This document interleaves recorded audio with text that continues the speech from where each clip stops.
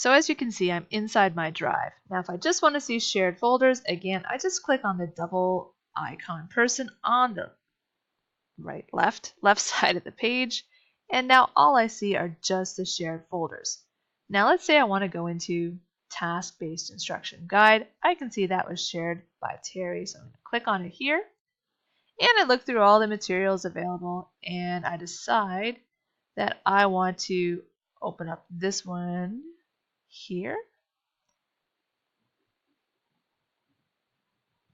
When I open it up, as you can see at the top, this file is only view only. Now if I want to modify it or make any changes to it, I need to make a copy.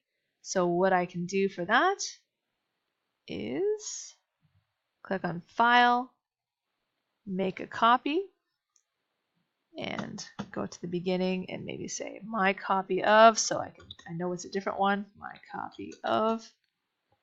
Now if that's the only change that I make, this copy will be included in the shared folder. Now, I don't want that. I want this to go into my own folders. So I'm going to double click where it says folder.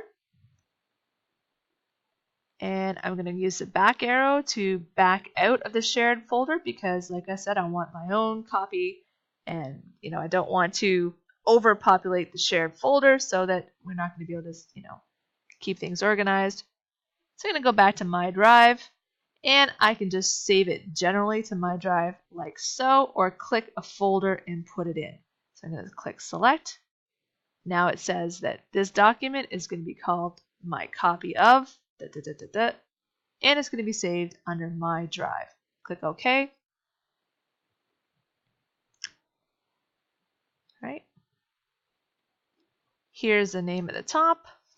I can see that it has been saved. I'm just going to double click on the little folder here to see where is it presently. And it will show you the file location. And it just says, yep, this folder is saved under my drive. I'm going to exit out of there.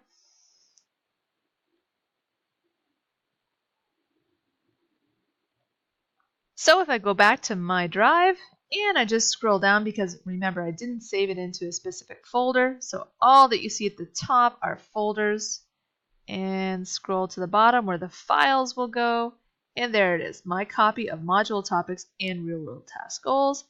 Now it's like, well, I actually want that to go under the folder, under a different folder, so I'm going to click on it like this, and all you got to do is drag it to the folder that you want to drop it into. So let's say you want to drop it into my retail file, whatever. So you just hold it, it will highlight, release, and then you'll get a little notice that says it has been moved. And it's as simple as that.